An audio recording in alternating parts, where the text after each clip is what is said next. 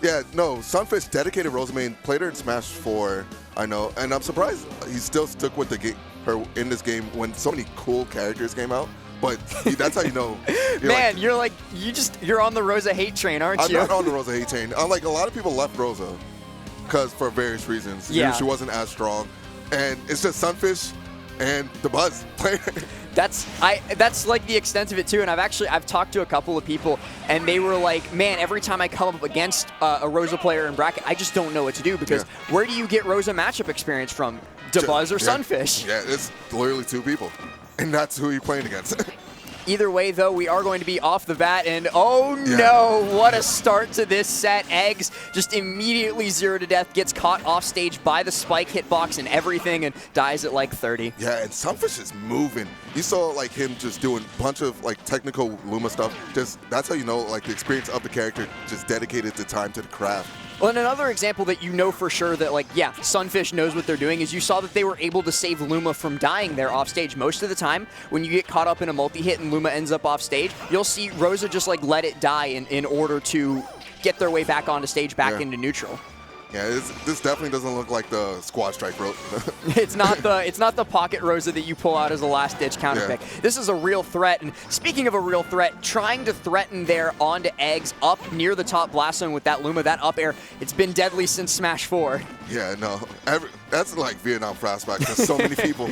Oh no, oh no. Okay, is going to be able to use the up B to get out of dodge there, but being caught between Rosa and Luma during that jab is just panic. Yeah, no, it's so scary. Luckily for him, he got the weak hit of the up smash right there, get up attack, and getting rid of the first Luma, that's like not what you need to do. You need to get rid of Luma constantly. Yeah, I mean, we're a minute and 30 into the game, and that's the first time you've seen Luma die. That's how you really know that Eggs doesn't know how to play this matchup. Yeah. You see anybody experienced against Rosa, immediately they use their like heavy hitting moves to just kill the little star. Yeah, just roll behind up tilt.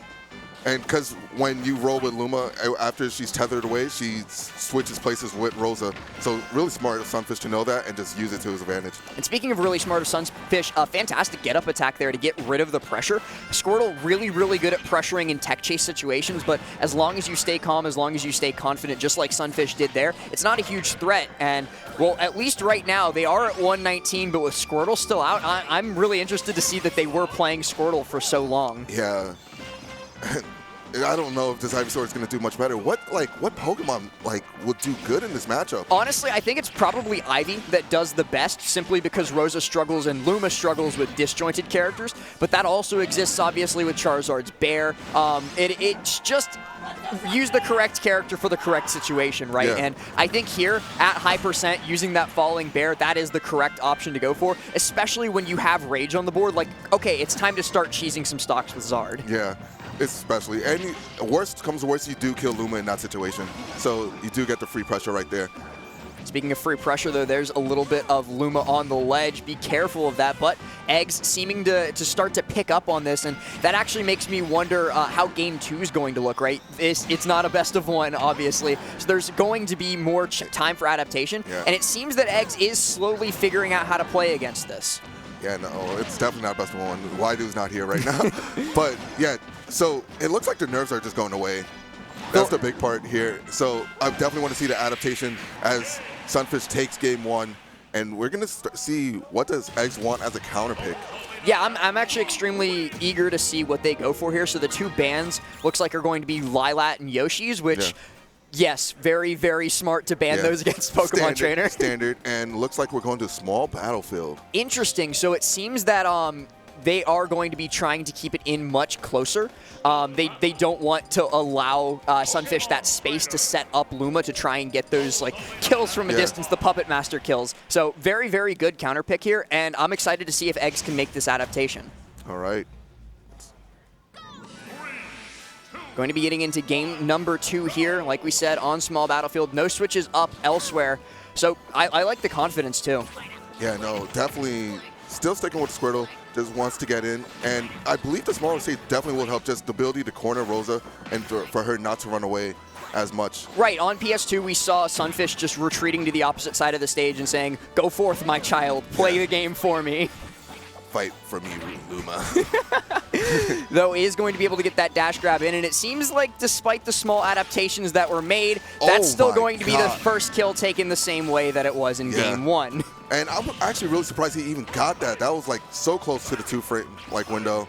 It's also, I'm pretty sure that either Ivy or Zard would have survived in that situation. It was just the fact that Squirtle's recovery not quite on par with the other two. Now going to get that F throw into the, I think that was up smash, correct? Or up tilt. Up tilt, excuse me. But still, a lot of good damage. Now stuck between the rock and the hard place, going to be taking a lot of damage from Luma. Yeah, that rapid jab setup was so deadly, so great at like unstealing moves and just racking up damage so fast.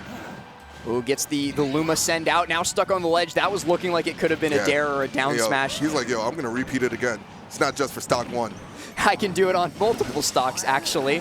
123% on this Charizard. We're probably going to see that staying out until this stock is taken away. Has to be very careful how they play at the ledge, but a great retreating fair, and this could be the stock. No, great aerial DI, or aerial drift, excuse me. Not just yet.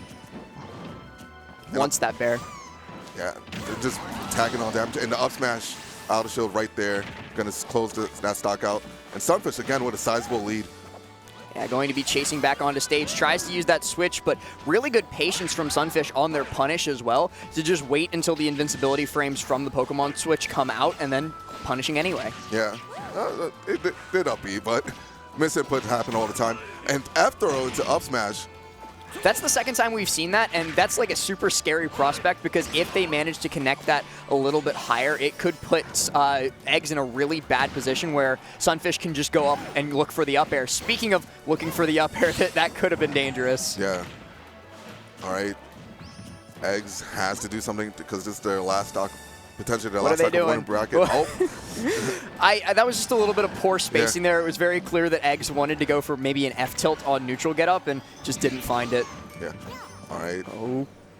There it is. Yeah, Hall just got caught on the land back, and Sunfish takes it. Yeah, I mean, that was just very dominant overall. We saw a couple of small adjustments from Eggs coming out throughout that, but at the end of the day, Sunfish just had them beat. All right. But yeah. Looks like my time is done. your time is up. It was short and sweet. Thank you so much for joining me, Reggie. And as soon as he gets up, my good friend Charlie the King is going to be joining me here on commentary. All right. See you later, man. See you.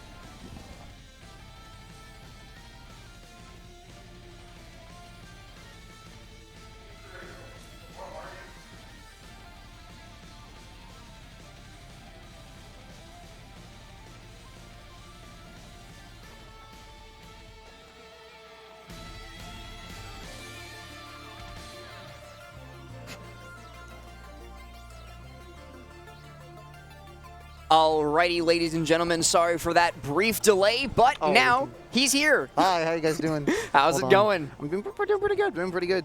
Gonna have a very stressful day tomorrow, but other than that, I'm doing fine. You made it out of round 1, at least. Yes, at least, that is true. Yeah, that was really good.